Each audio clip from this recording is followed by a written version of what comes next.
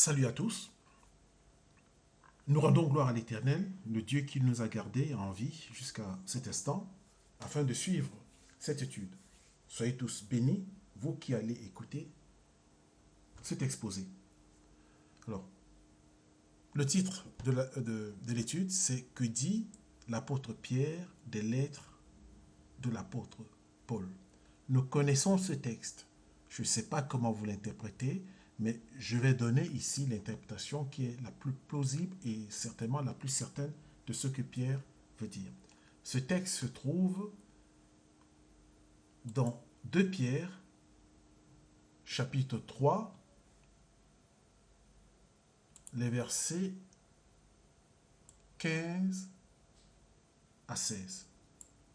Mais nous allons commencer au verset 14 simplement pour essayer de mettre d'être dans le bain. Que dit ce texte? Ce texte dit 15 et 16. Croyez que la patience de notre Seigneur est votre salut. Comme notre bien-aimé frère Paul vous l'a aussi écrit selon la sagesse qui lui a été donnée. La remarque de Pierre, c'est ce qu'il ferait dans toutes les lettres, où il parle de ces choses dans lesquelles il y a des points difficiles à comprendre, dont les personnes ignorantes et mal affermies tordent le sens comme celui des autres Écritures pour leur propre perte.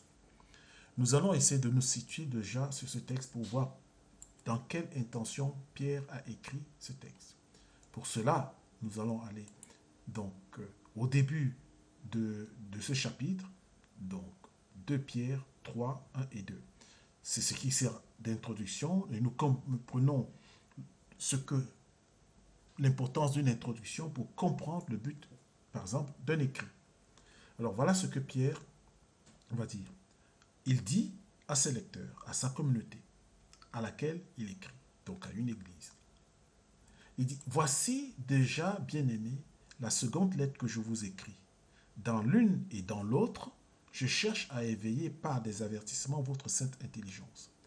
Pierre ici a pour but de chercher à éveiller par des avertissements l'intelligence de ses auditeurs. C'est-à-dire, ici, nous-mêmes, nous pourrons faire partie. Il cherche à éveiller par des avertissements notre sainte intelligence. Pourquoi? Afin que vous vous souveniez des choses annoncées d'avance par les saints prophètes et du commandement du Seigneur. Aussi important. Le but de cette lettre, c'est chercher à éveiller l'attention des croyants pour qu'on se souvienne des choses annoncées d'avance par les saints prophètes et le commandement Seigneur. Les saints prophètes, c'est tous les prophètes de Moïse à Malachie. Donc ici, nous avons le but dans lequel Pierre va écrire sa lettre. Et c'est dans cette lettre que nous trouverons donc cette remarque sur les écrits de Paul. Nous prenons le verset 14, que je trouve moins important. Il dit, c'est pourquoi, bien-aimés, en entendant ces choses, appliquez-vous à être trouvés par lui, dans le Seigneur, sans tache et irrépréhensible dans la paix. En entendant ces choses, c'est toujours les choses annoncées d'avance par les saints prophètes. De se trouver sans tache et irrépréhensible dans la paix. C'est quoi être trouvé sans tache? Se trouver sans tache, c'est simplement sans péché. C'est le but déjà qu'il vient ici combler pour nous dire qu'est-ce qu'il est en train de faire. Les conséquences. Et donc ici nous avons maintenant la remarque de Pierre. Pierre va continuer. Croyez que la patience de notre Seigneur est votre salut. Comme notre bien-aimé frère Paul vous l'a aussi écrit selon la sagesse qui lui a été donnée. Paul appelle Pierre frère bien-aimé, notre frère Paul bien-aimé. Donc, pour Pierre plutôt, Paul est une personnalité vraiment que la communauté tient en son cœur. Alors, comme notre frère Paul vous l'a aussi écrit selon la sagesse qui lui a été donnée. Une autre façon de dire, c'est une autre façon de dire que selon qu'il est inspiré de Dieu. Et cette sagesse lui a été donnée. Pierre est en train de faire remarque que nous devons comprendre que les écrits de Paul sont inspirés de Dieu, inspirés par Dieu. Donc, Paul n'écrit pas n'importe quoi. Et ça, il faut vraiment en tenir compte, que les écrits de Paul sont inspirés par Dieu, et donc il faut vraiment les prendre au sérieux et en faire une étude correcte. C'est ce qu'il fait au verset 16, c'est ce qu'il fait dans toutes les lettres, où il parle de ces choses, toujours les choses annoncées d'avance par les saints prophètes, dans lesquels il y a des points difficiles à comprendre. Paul trouve que il y aurait des points difficiles à comprendre dans les textes de Paul. Alors, que peut signifier donc point difficile à comprendre? Alors, soit que Pierre trouve que le niveau d'expression de Paul est trop élevé pour ses lecteurs, du fait de son instruction et de son érudition, soit que ce que dit Paul paraît ou pourrait paraître à certains ne pas être en phase avec les choses annoncées d'avance par les saints prophètes et le commandement du Seigneur. Certainement, Pierre fait de ce que Paul fait, il se réfère à ce qui a toujours été entendu, ce qu'ont annoncé les saints prophètes. Alors, donc, c'est deux points. Soit alors que c'est parce que le langage de Pierre est trop élevé pour ses auditeurs, c'est pour ça qu'il y a des points difficiles, soit alors que, au fait, ce que dit Paul peut paraître ne pas correspondre très bien avec les écrits. Alors, il poursuit. Dont les personnes ignorantes et mal affermies. Quelles sont ces personnes ignorantes et mal affermies? Qui sont ces personnes? Au fait, c'est vraiment nous. C'est chacun de nous qui pourrait être ignorant ou mal affermi.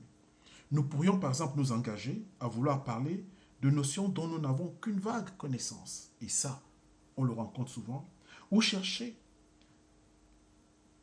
dans notre propre assurance ou par notre propre assurance à vouloir faire triompher notre doctrine ou celle de notre domination. Ou chercher à privilégier notre opinion au lieu de chercher à comprendre ce que dit Dieu.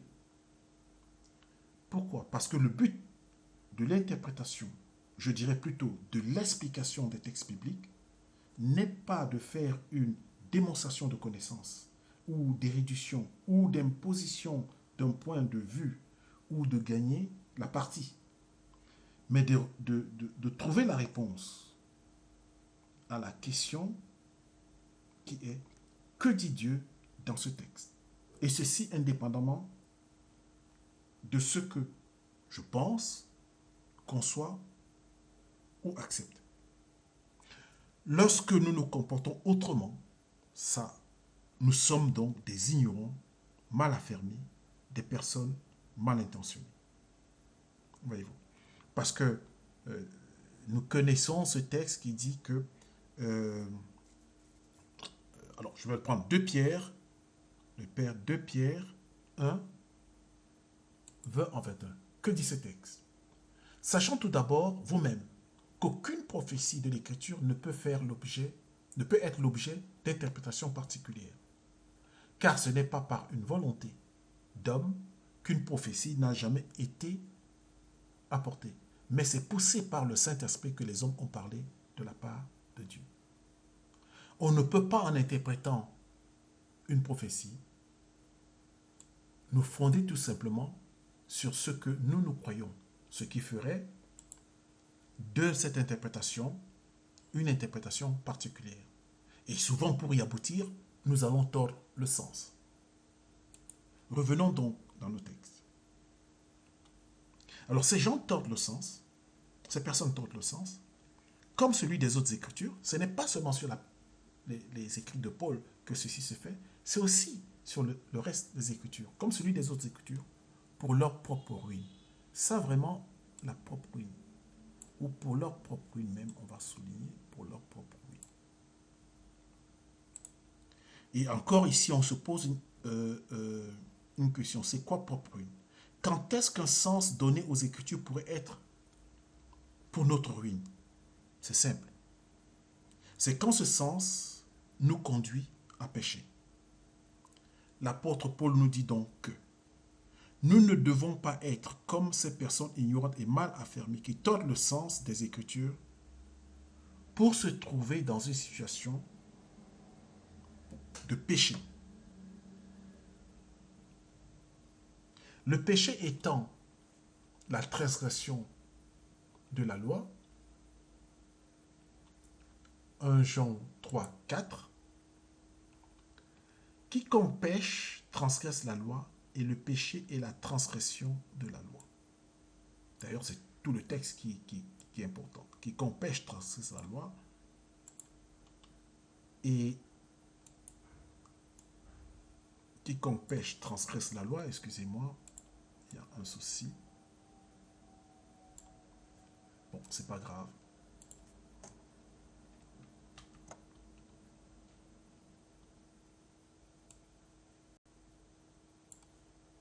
Alors, quiconque pêche transgresse la loi et le péché est la transgression de la loi.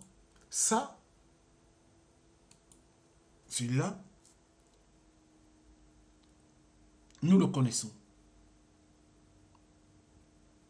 Donc, c'est ce que Pierre dit. L'apôtre dit donc à chacun de nous que notre interprétation d'un texte biblique ne doit pas nous entraîner à être en porte-à-faux avec la loi. C'est ce qui nous entraînerait à notre propre ruine.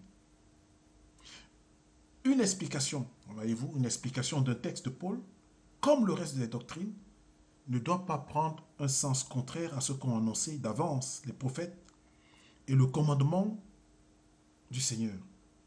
Si en lisant un texte biblique, et par exemple un texte de Paul, nous tirons une conclusion et que cette conclusion vienne à dire le contraire de ce que dit la loi ou les prophètes ou un commandement du Christ, alors nous sommes des ignorants et nous sommes mal affermis.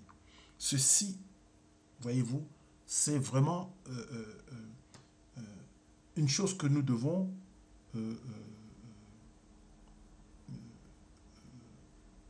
comprendre lorsque nous étudions les écrits de Paul.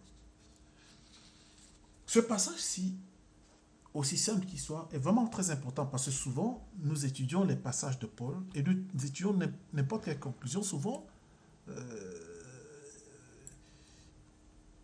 qui semble dire que ce qu'on a entendu avant n'a plus de sens.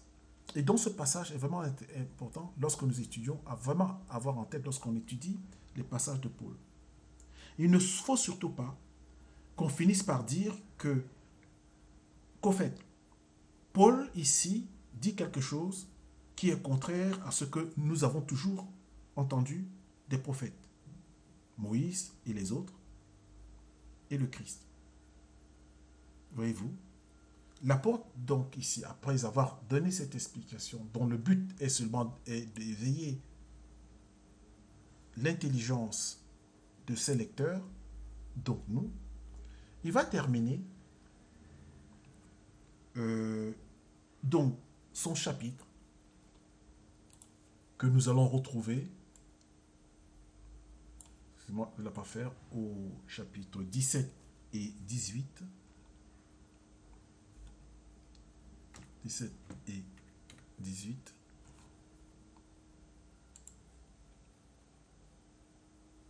Voilà ce qu'il dit.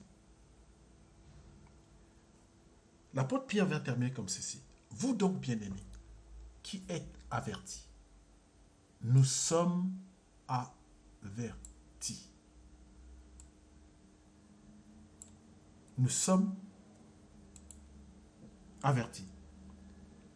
Mettez-vous sur vos gardes, de peur qu'entraînés par l'égarement des impies, vous ne veniez à déchoir de votre fermeté. mais croissez dans la grâce et dans la connaissance de notre Seigneur et Sauveur Jésus-Christ. À lui soit la gloire, maintenant et pour l'éternité. Amen. Il n'y a pas vraiment plus grande, je crois, meilleure façon de terminer cette étude. Donc, je m'associe à ces deux versets aussi, et que ce qu'il en soit fait comme pour nous. Je crois que cette étude est suffisamment claire pour que nous comprenions que les choses annoncées par les saints prophètes et le commandement du Seigneur et Sauveur, c'est-à-dire la loi et les prophètes, sont le socle, la boussole qui mène au bon port. C'est vraiment le socle de notre foi. C'est dans ce socle qu'on annonce le Messie, le Sauveur de l'humanité. Nous ne devons faire une quelconque interprétation qui serait contraire à ce qu'ont dit ou qu'ont écrit les saints prophètes, ce qui nous est courant. C'est là la recommandation vraiment, et c'est, je peux me répéter, la recommandation que je souhaite pour nous tous. Faisons donc attention aux interprétations bibliques. Toute interprétation des écrits saints qui tendrait à contredire ou abolir la loi, la parole de Dieu, est suspecte et erronée. Vous comprenez certainement ce que je dis, eu égard à tout ce que nous entendons. Donc, merci de m'avoir écouté et soyez bénis. À la prochaine. Merci.